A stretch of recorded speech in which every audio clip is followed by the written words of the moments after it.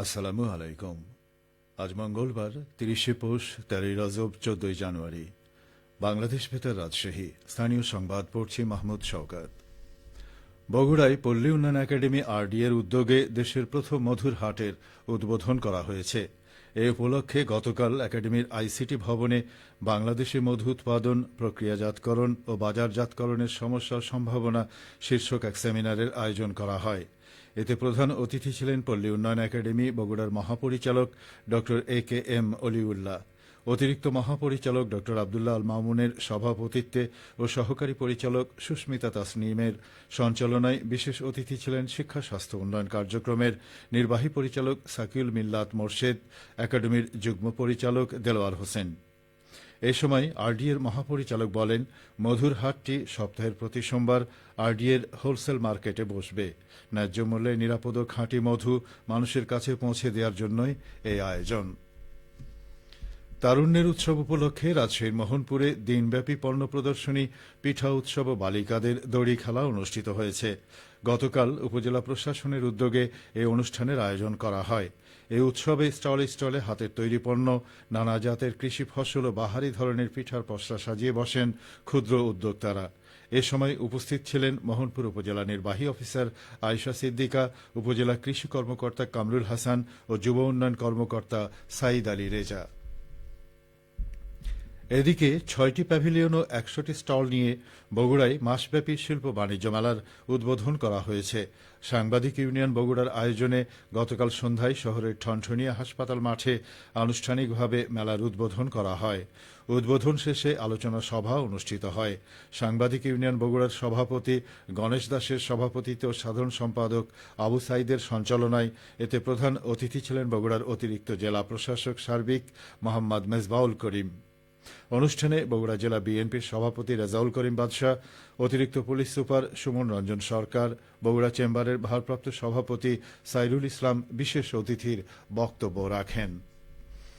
এছাড়া বিজ্ঞান ও প্রযুক্তি শিক্ষার প্রসার ঘটিয়ে তারুণ্য নির্ভর বুদ্ধিদীপ্ত জাতি গঠনের লক্ষ্যে নাটোর সদর উপজেলায় ২ দিনব্যাপী ৪৬তম বিজ্ঞান মেলা শুরু হয়েছে। গতকাল উপজেলা পরিষদ হল রুমে মেলার উদ্বোধন করেন উপজেলা নির্বাহী কর্মকর্তা আক্তার জাহান সাথী।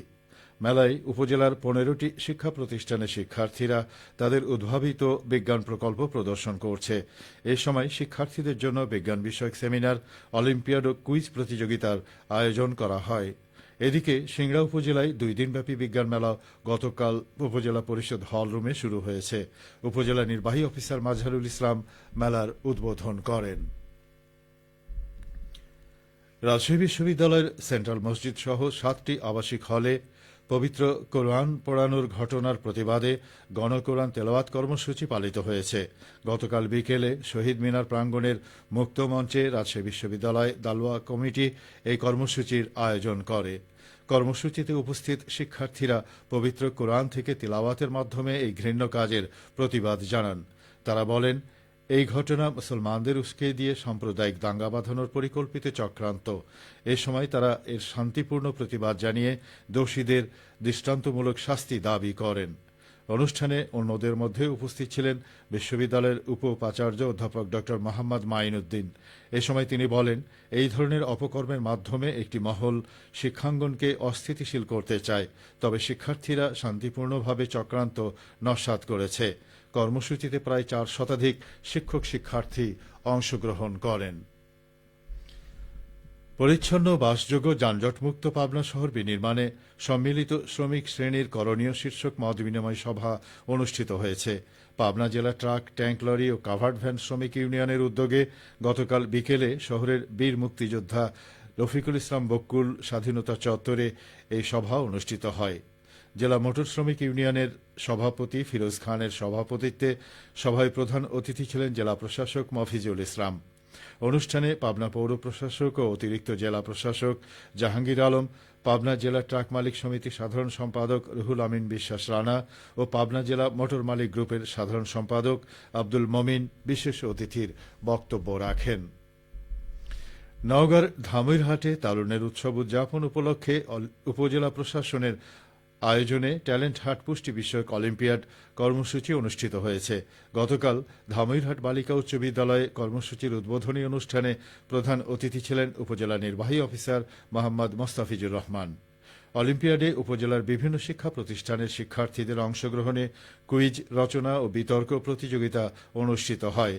এ সময় আয়োজকরা বলেন, শিক্ষার্থীরাই আগামীর ভবিষ্যৎ। তাদের মেধা বিকাশ ও চৌকস করে গড়ে তুলতে এ ধরনের আয়োজন অব্যাহত রাখা হবে। সবশেষে আবহাওয়া। আজ সকাল ৬টায় রাজশাহীতে তাপমাত্রা ছিল ১৪ ডিগ্রি সেলসিয়াস। এ সময় বাতাসে আর্দ্রতার পরিমাণ ছিল ৯৭%। রাজশাহী ও পার্শ্ববর্তী এলাকায় আজ সূর্যোদয় হয়েছে সকাল ৬টা৫১ এবং সূর্যাস্ত সন্ধে ৫টা৩৭। সংবাদ শেষ হল। আমাদের পরবর্তী স্থানীয় সংবাদ দুপুর ১২টা১০।